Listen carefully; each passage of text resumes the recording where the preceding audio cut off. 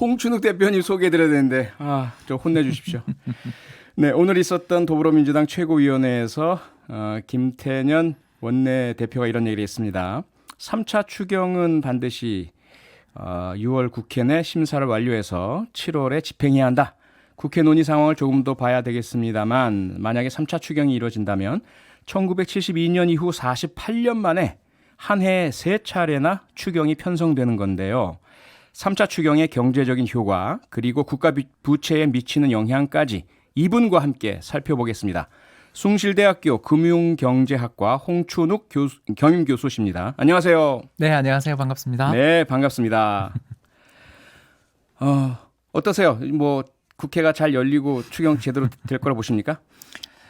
잘 되었으면 하는 바람을 가지고 있습니다. 예, 정부가 지금 생각하고 있는 추경 규모 말 그대로 역대급인데요. 네, 그렇습니다. 35조 3천억. 어떠세요? 지금 이 정도 추경이 불가피한 상황이라고 보고 계십니까? 예, 그렇습니다. 저도 뭐 사실 이보다 더 크게 하는 것도 고민을 해봐야 될 정도로 여건이 좀 안 좋다 이렇게 말씀을 드릴 수가 있겠고요. 예. 최근 들어서서 OECD 그러니까 이제 경제개발협력기구라고 하는데 그 부자 클럽입니다. 네. 프랑스 파리에 본부가 있는 세계적인 이제 부유한 나라들이 모여 있는 클럽이 OECD인데 여기서 이제 최근 경제 전망을 발표했는데 올해 세계 경제 전망을 두 가지로 따로 전망했어요. 첫 번째는 뭐냐면 1차 쇼크로 끝난다. 그러니까 다시 말해서 중국은 2월, 우리는 3월, 뭐 유럽 같은 경우는 3월 하순부터 시작됐던 세계적인 이 팬데믹이 그 전염병의 대유행이 1차로 끝나고 산을 만들고 떨어진다라고 생각하면 올해 경제 성장률은 마이너스 6%. 그게 아니고 두 번째 산을 만드는. 그러니까 저희들 이제 주식 시장에서 참가하는 사람들 입장에서는 쌍봉이라고 부르요. 우리 산 타다가 한참 계곡 내려갔다 다시 올라가는 경우들 있잖아요. 저 산 넘어야 돼. 예, 정말 힘 빠지죠. 예. 예, 정말 힘이 빠지게 되겠죠. 그걸 이제 두 번째 더블 히트라고 OECD에서는 분석하는데 이제 저희들은 세컨드 아웃브레이크, 두 번째 대확산, 대전염 사태라고 부르는 그런 일들이 이걸 왜 자꾸 걱정하냐면 1918년 그러니까 스페인 독감 때 이 두 개의 산이 있었어요. 그러니까 10월에 첫 번째 산이 만들어지고 18년 10월에 첫 번째 산이 만들어지고 두 번째 산이 그 해에 12월부터 그 다음에 1월에 또 만들어지는. 네. 그래서 두 번의 대유행이 벌어졌던 것들 때문에 그러는 거고요. 그래서 아무튼 두 번째 대유행이 벌어질 경우 세계 경제 성장률은 마이너스 7.6%가 될 것이다. 그러니까 작년 성장률이 2.7%인데 마이너스 7.6이면 거의 10%포인트가 내려가는 거죠. 그렇죠. 예, 플러스 마이너스 다 합치니까. 예, 그래서 네. 대공황 이후 최악의 경기 침체가 나올 수도 있다라고 지금 경고하는 판인데 그게 세계 평균이면 우리나라나 OECD 국가는 더 떨어진다는 얘기잖아요. 그렇죠. OECD 국가 같은 경우에는 마이너스 9.3%. 아이고. 그러니까 왜 이제 OECD 국가들 특히 선진국들이 이렇게 GDP 성장률이 신흥국보다 더 낮냐 하면 이제 두 가지겠죠. 하나는 이 산업화된 나라들이 더 많이 대도시에 몰려 살아요. 예. 그러다 보니까 대도시에 많이 몰려 살면 몰려 살수록 전염병의 리스크는 더 커지죠. 두 번째 리스크이자 두 번째 문제는 결국 저희가 40년 전으로 70년대나 뭐 80년대 초반으로 돌아가서 생각해 본다면 저희들이 참 여러 가지 전염병에 많이 시달리던 나라였고 또 어떻게 본다면 어떤 사람이 돌아가시거나 하더라도 이분이 어떤 원인으로 돌아가셨는지를 잘 모르는 경우들이 되게 많습니다. 그렇죠. 예. 그래서 저도 그 세계은행 통계나 이런 걸 살펴보면 어떤 나라 통계라고 제가 말씀을 안 드리겠는데 전체 50%가 원인 미상이라고 적혀 있는 사망 통계를 본 적이 있어요. 그러니까 국민의 절반 정도가 돌아가셨는데 그분이 왜 돌아가셨는지를 국가가 파악 못하는 경우도 많거든요. 파악할 여력도 여지도 없다 이렇게. 예, 그리고 이제 또 의료 시스템에 부담 능력도 없는 거죠. 예. 그렇게 되는 경우에는 그냥 집 밖으로 나오지 말아라든가 혹은 뭐 마스크를 좀 쓰고 다니라는 정도의 공고인 거지. 어떻게 강하게 뭐 지하철도 타지 마세요라든가 우리나라처럼 버스라든가 지하철 탈 때 마스크 안 쓴 사람 못 타게 한다든가 또는 전국 단위로 해서 아주 무작위 뭐 검사를 한다든가 이런 게 불가능하니까. 그 사람은 죽어 나가더라도 그렇습니다. 경제 활동은 일상적으로 계속 돌아간다. 그렇게도 볼 수 있는 거죠. 그러니까 이제 비극적인 이야기입니다. 비극적인 이야기네요, 정말. 네, 그래서 우리처럼 열심히 좀 사회적 격리도 하고 또 이렇게 방역도 하고 하는 나라들일수록 위험이 좀 커지는. 그러니까 우리나라 뭐 상대적으로 그래도 잘 해왔는데 이 얼마 전에도 또 해외에서 유입되신 분들이 한 30여 분 갑자기 집단으로 이렇게 감염된 이 그 물류센터, 그렇습니다. 또 소규모 종교 모임. 네, 어쨌든 대대적인 재정 정책 필요한 시점이다. 35조 넘는 3차 추경 필요하다. 이렇게 이해를 해야 될 것 같고요. 과연 그러면 이런 돈을 쏟아 부었을 경우에 우리가 기대할 수 있는 효과 그건 뭐가 있죠? 저소득층들에게 조금이라도 도움이 된다. 아. 이 말씀을 좀 드리고 싶은데요. 얼마 전 그 미국의 긴급재난지원금. 예 그렇습니다. 그거보다 이제 훨씬 더 큰 돈을 뿌린 나라가 미국이었잖아요. 네네. 예, GDP의 10% 그러니까 미국 GDP가 20조 달러인데 그 중에 2조 달러를 지난번에 뿌렸지 않습니까? 4월이랑 5월 초에 뿌렸는데 이때 재밌는 통계를 발견했습니다. 미국의 차티 교수님이 이제 꾸리고 있는 빅데이터 팀이 발견한 소식인데요. 이제 집 코드 그러니까 우편 번호를 가지고 부유한 사람들이 많이 사는 동네와 못 사는 사람들이 많이 사는 동네에서 벌어진 카드 결제량을 조사해봤습니다. 아, 우리도 이거 가능합니다. 예, 예. 그래서 조사를 해봤더니 부자 동네에서 가난한 사람들의 매출이 급격하게 감소했더라. 얼마? 마이너스 30% 40%. 부자 반대- 동네에서 가난한 사람들의 매출이 급격 감소했다. 예, 이걸 예. 뭐 예를 들어서 뭐 차를 수리한다든가, 아, 혹은 또 음식 배달을 한다든가, 예. 뭐 머리를 깎아준다든가, 그렇지 않습니까? 네네. 이렇게 다양한 서비스를 부자 동네에도 음. 가난하신 분들, 소규모 자영업자들은 존재할 수밖에 없잖아요. 그렇죠, 그렇죠. 예, 그렇습니다. 그래서 그런 분들한테 돈을 이제 나라에서 돈을 왕창 쓰면 네. 부유한 동네에서는 매출 증가가 별로 없어요. 왜? 그 돈 받아도 그만, 안 받아도 그만이거든요. 아하. 왜냐하면 소득 수준이 워낙 높고 또 예. 최근 들어 주식시장도 가격이 뭐 급등했잖아요. 네네. 그런 과정에서 부자 동네에 계시는 분들은 나라에서 뭐 좀 주고 수당도 주고 이러는 것들에 대해서 고맙지만 그만큼 돈을 안 쓰는 거예요. 네. 반대로 이제 집 코드 그 우편 번호를 이용해서 미국 내에서 제일 못 사는 하위 20% 동네에 있는 사업체들의 동향을 살펴봤더니 마이너스 10% 정도만 매출이 감소하고 회복되더라. 아, 그러니까 이런 것들 때문에 저희들이 이제 경제학자들이 다 돈을 뿌리는 것도 뭐 물론 급할 때는 해야죠. 예. 그러나 좀 가난하신 분들 또는 일자리를 잃어버릴 것 같은 분들 그리고 더 나가서 지금 임대료도 못 낼 것 같은 분들한테 네. 돈이 갈 수 있는 그런 정책들을 좀 쓰자. 이런 이야기를 하는 이유가 이런 데이터에서 아하. 딱 나오기 때문이라고 예. 말씀드릴 수 있겠습니다. 그러니까 긴급하고 응급한 특히 저소득계층과 현재 이 코로나19 사태로 크게 타격받는 분들에게 집중해서 투입되는 것이 좋겠다 이렇게 보고 계시는 건데요. 조금 더 혹시 구체적으로 우리나라의 경우에 네. 어떤 분야, 어떤 부분에 이 추경이 좀 투입되는 것이 효과를 발휘하겠다. 어떻게 보세요? 일단 저는 공공사업부터 좀 했으면 좋겠습니다. 공공사업. 왜 예. 그러냐면 별거 아닙니다. 그 이제 어떤 분들은 땅 파는 건 참 싫어 이렇게 얘기하실 수 있는데 예. 신속하게 예를 들어서 그런 어떤 그 일거리를 만들어서 사람들을 놀고 계시던 분들 또는 집에서 쉬고 계시던 분들을 순식간에 일을 시켜서 그분에게 필요한 사람들에게 돈을 줄 수 있는 가장 좋은 방법이 좀 표현이 좀 그렇습니다만 보도블록 새로 까는 거 아니겠습니까? 그러니까 이런 예. 거부터 시작해서 또 하나 이제 효과가 좋은 것들이 뭐냐면은 R&D. 우리나라에 많은 대졸 실업자들이 존재하고 특히 이공계 쪽에서도 공대보다는 또 이학 계열 쪽에서 많은 여유 인력들이 존재하는 상황에서 예를 들어 고학력 실업자들. 그렇죠. 네. 그래서 나라에서 뭐 R&D 그러니까 리서치 앤 디벨로프먼트를 하는데 기술 개발하는데 거기다 막 정부가 재원을 좀 투자해 준다든가. 네. 뭐 그렇게 하고 또 더 나가서 기업들이 사람들을 갖다가 좀 저렴한 값에 뽑는다. 그럴 때 그 사람에게 줄 월급이 굉장히 경기가 어려우니까 안 뽑으려고 들 거 아니에요. 네네. 그러면 그 뽑으려는 사람들한테 기업에게 예를 들어서 조금의 취업 보조금을 인센티브를 주는 인센티브를 이제 저희들이 예. 뭐 EIPC라고 부르는 근로 장려금이라고 이제 부르기는 하는데 그렇게 근로장려. 어려운 표현보다는 네.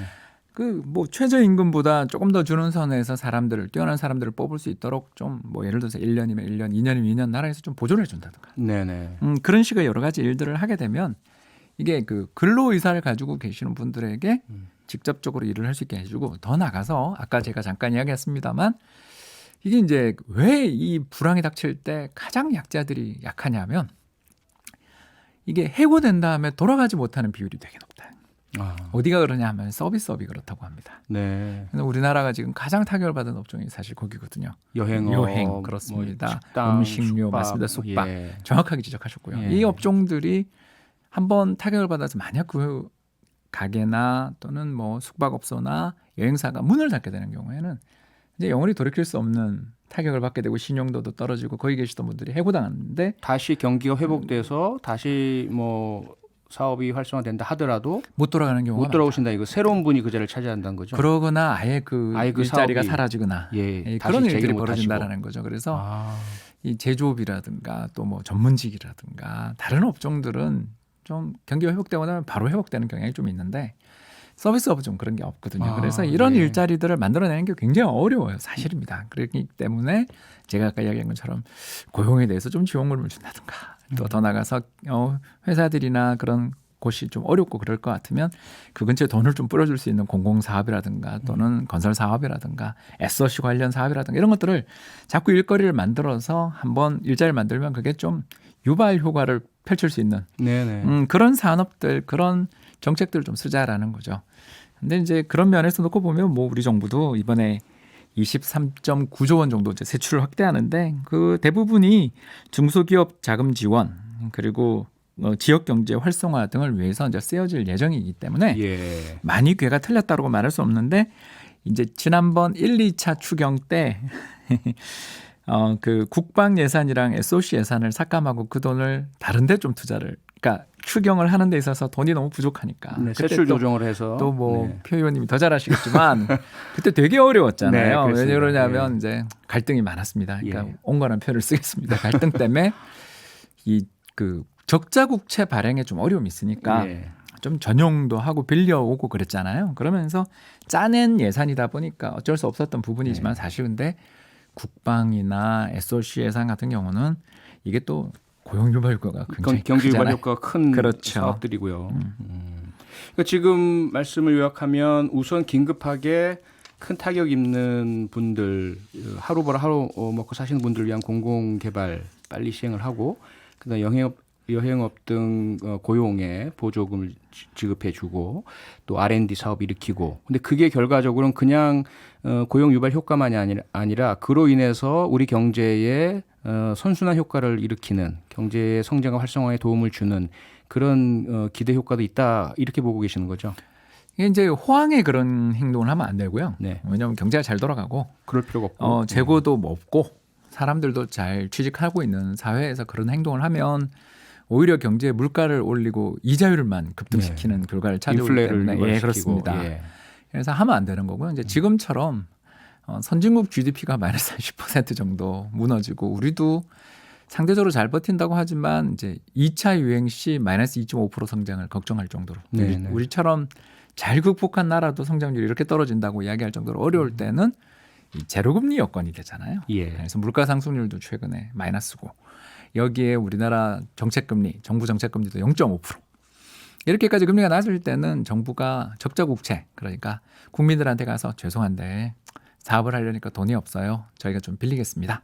하면서 한 20조 가까이 빌리는 거 아니에요. 네. 빌려가지고 그 돈을 채권 시장에 나가서 딱 빌릴 때 그 금리가 급등해버리면 큰일 납니다. 근데 지금은 돈을 운용하기가 되게 어렵잖아요. 다들. 네. 그 불황이고 또 뭐 시중 유동 자금이 1,100조가 넘네 그러잖아요. 그럴 때는 아무래도 이제 발행을 천천히 나눠서 잘만 하면 시장 금리 급등해 가지고 이게 부작용 생기는 일은 좀 약해질 수 있는 거죠. 그래서 저희들이 이제 그 승수 요가라고 그러는데 별거 아닙니다. 1억 원을 투자하면 얼마나 GDP가 늘어나냐 이제 이걸 측정하는 건데 호황에는 1억 원 투자해봐야 1억 원 안 올라옵니다. 네. 왜냐하면 부정적 효과가 다 상쇄시켜 버리니까 예. 1억 원도 효과를 거두지 못하는데 만약에 이 불황의 국면에 적절하게만 잘 투입되면 한 3억 원 정도의 GDP 개선 효과를 가져올 수도 있거든요. 아. 그래서 평균으로는 한 1.3원 정도, 1.35원 원 정도를 만들어주는 거고 네. 여러 해외 연구자들 연구에 따르면 아주 극심한 불황일 때는 한 3배까지도 기대해 볼 수 있으니까 지금은 돈 좀 쓰자. 이렇게 저희들이 좀 주장하는 것입니다. 네네. 예. 지금 코로나19 사태에 심각해진 우리 경제 상황에 긴급 수혈 같은 추경, 35조 넘는 추경이 필요하다라는 말씀까지 드리고요. 그것이 가장 긴급한 곳에 빨리 잘 투입돼야 되겠다라는 정도로 정리를 해야 될 것 같습니다. 우선 잠깐 끊고요. 광고 듣고 계속 말씀 여쭙도록 하겠습니다. 네, 홍춘욱 이코노미스트와 함께 코로나19 대응을 위한 3차 추경 그 효과와 필요성 이야기 나누고 있는데요. 홍 대표님 그 잠시 전에 우리가 이야기 나눌 때 이제 국가에서 국채 발행한다, 국민들로부터 20조 정도 빌린다 이런 표현을 쓰셨어요. 네. 그동안 이제 우리나라 국가 채무, 국가 나라가 지는 빚 비율이 작년에 38% 네, 선이었다. 그리고 뭐 40% 넘기면 뭐 안 되는 이런 이야기들이 꽤 많았거든요. 이게 지금 만약에 추경 통과가 되고 국채 발행하고 나라가 빚을 더 지게 되면 뭐 43.5%까지 올라간다. 네. 어떤가요? 괜찮은 비율인가요? 이 세계에서 두 번째로 건전한 편입니다. 아, 그래도 예, 그러니까 예. 이제 그 이야기를 두 가지로 나눠야 되는데 이제 첫 번째는 우리나라가 OECD 주요 국가 중에 호주와 함께 가장 건전한 편입니다. 호주가 1등인가요? 뭐 이제 우리가 이번에 올라가면 우리가 이제 2등이 되고 호주가 1등이 되는. 예, 그러니까 예. 우리가 지금 1등인데 지금 우리가 1등인데. 예, 그만큼 건전한 편에 속하는 나라였습니다. 그래서 호주가 41%인데 이제 우리가 40%였다가 이제 올라가게 되는 거니까요. 네. 예상치입니다. 그러니까 이렇기 때문에 건전한 편이라서 아주 괜찮다라는 거예요. 이제 두 번째는 근데 이제 걱정거리가 없는 건 아닌 게 적자가 느는 속도가 좀 빠르다. 속도가 좀 빠르다. 예, 그러니까 네. 뭐 어쩔 수 없는 부분은 있죠. 왜냐면 경기가 이렇게 나빠질 줄 코로나19 사태가 이렇게 충격을 연쇄적으로 일으킬지 우리 몰랐으니까 그 예상보다 나빠진 경기를 대응하기 위해서 돈을 쓰는데 이번에 급격히 증가한다는 측면에서 나쁩니다. 그러나 어떡하겠습니까? 건전하게 그동안 유지했던 게 이럴 때 쓰려고 모아둔 거라고 생각을 해야 되지 않겠느냐. 그동안 건전하게 쭉 고생하면서 예, 그리고 유지한. 예, 그렇습니다. 네. 더 나가서 2015년, 그러니까 5년 전이죠. 2015년에 IMF에서 굉장히 흥미로운 보고서가 하나 나왔는데요. 각 국가별 재정 여력은 얼마나 되는가라는 흥미로운 보고서였습니다. 그러니까 이 보고서를 왜 썼냐 하면 나라들마다 재정이 되게 건전한데도 불구하고 긴축적으로 운용을 해서 경제의 성장 잠재력을 해치는 나라가 있다. 이걸 이걸 지적하고 싶어서 예. 쓴 거죠. 그래서 우리나라가 그런 나라. 예, 그 이제 두 번째로 그런 나라였습니다. 그래서 요 기준은 두 가지인데요. 첫 번째는 그 나라에서 발행한 채권을 다른 나라 사람이 다 가지고 있으면 이거 위험하잖아요, 사실은. 네. 이게 사실상 다른 나라에게서 돈을 빌려온 꼴이 되니까 경제 주권 문제가. 주권 문제도 있을 네. 뿐만 아니라 외국인들 마음이 바뀌는 순간 채권의 만기 연장이 잘 안 되거나 이자율이 급등하는 문제가 생길 수 있잖아요. 빨리 갚아라 이러면서. 네, 그렇죠. 예. 예, 그런 면에서 우리나라는 외국인이 우리나라 채권 가지고 있는 비중이 10% 밑에 있는 10% 밑이다. 예. 굉장히 낮은 편이 주식이 이제 40% 가까이 되는데 채권은 그보다 훨씬 더 낮은 게 이제 국민연금이라든가 우리나라의 3대 생보사를 비롯한 수많은 생보사들이 한국 채권, 장기 채권 갖고 싶어서 다들 고민이 많거든요. 그러니까 규제가 좀 있습니다. 예. 그 보험사들 관련돼 있는 적격성 규제들도 있고 더 나가서 국민연금 같은 경우는 30년 혹은 뭐 40년 뒤에 국민들에게 연금 지급하려면 장기로 발행된 채권을 좀 갖고 있어야 되잖아요. 네. 그렇지 않습니까? 왜냐하면 그렇죠. 부채와 자산은 좀 만기 비슷하게 맞춰야 마음이 편하잖아요. 네네. 그런 문제들 때문에 장기 채권에 대한 수요도 있고 그래서 우리나라 같은 경우는 굉장히 그러니까 세계에서 가장 재정 여력이 큰 나라는 석유 부국이자 또 북유럽에 잘 사는 나라인 노르웨이고요. 노르웨이. 예, 그다음이 한국이고 세 번째가 최근 코로나19 제로 사태를 이제 선언한 뉴질랜드. 예. 이만큼 한국의 재정 여건이 먼 미래는 물론 이제 노령화 문제라든가 또 국민연금의 뭐 고갈 우려들 이런 것들이 있어서 재정을 미리미리 잘 관리하자라는 그 마음은 우리가 알지만 현재 우리가 쓸 수 있는 재정의 여력만 놓고 보면 이 금리도 낮은 데다가 아까 말씀드린 것처럼 외국인들도 우리나라 채권을 좋아할 뿐만 아니라 그 비중도 아직 낮고 더 나아가 절대적인 또 재정 수지라든가 이런 면에서 아직 건전한 편에 속하다 보니까 재정 여력 그래서 피스컬 스페이스라고 부르는데 그런 면에서 세계에서 탑 수준에 있기 때문에 네. 돈 푸는 데 있어서 이게 잘못될까 봐 걱정하시는 것보다는 네네. 어떻게 하면 이걸 좀 효율적으로 제대로 잘 써서 또 효과를 잘 발휘할까? 또 표 의원님 말씀하는데 조금 더 붙이자면 뭔가 자신감을 회복할 정도로 어떤 있지 않습니까? 사람들한테 네. 뭐 이거 써서 되겠어? 라는 그런 비아냥거리가 되는 것보다는 이렇게 많이 써도 될까? 그러니까 그래서 쓰려면 제대로 팍팍 그렇죠. 써야 내년에 된다. 쓸 것까지 그냥 왜냐하면 네. 올해 경기를 잘만 바닥을 치고 올라오기만 하면 예. 거꾸로 내년에는 세수가 늘어나는 행복한 우리 상상을 해볼 수도 있는 거니까. 예. 간단한 질문 하나 드릴게요. 청취자님들 지금 관심들이 되게 많으신데 막 질문이 쏟아집니다. 휴대전화 2160님이 주신 질문인데요. 방송 듣다 보니까 이런 생각도 듭니다. 나라에 빚이 많으면 조폐공사에서 돈을 찍어서 갚으면 안 되나요? 뭐 못할 건 없는데 네. 안 하는 게 좋죠. 왜냐하면 우리만 이 세상을 살면 문제가 없는데 끊임없이 우리는 사실 다른 나라로부터 또 평가받는 입장이잖아요. 예. 그러다 보니까 지금처럼 뭐 얼마든지 적자 국채를 찍어서 국민들이 좀 더 수화할 수 있고 또 해외 투자자도 좋아하는데 굳이 한국은행이 그렇게 윤정규를 돌리는 그런 극단적 선택을 하기보다는 뭐 하더라도 또 채권 시장에 가서 조금씩 시장에 어떤 돈맥 경화가 생길 때 아하. 그걸 좀 풀어주는 정도로만 정부 당국이 개입해도 충분하지 예. 않을까 그런 생각을 하게 됩니다. 네, 불가능하진 않지만 미래를 생각하면 좀 참아야 되는 그런 극단적 수단이다 말씀까지 들었고요. 네, 오늘 귀한 시간 감사드립니다. 홍춘욱 이코노미스트셨습니다. 고맙습니다. 감사합니다. 네.